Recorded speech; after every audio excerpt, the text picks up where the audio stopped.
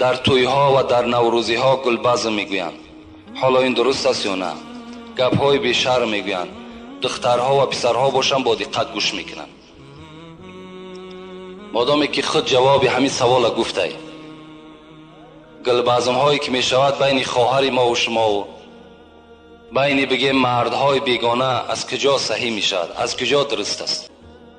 چشم های شما، گوش های شما، تمام اعضای شما در روز قیامت در بالای شما مسئولیتی دارند.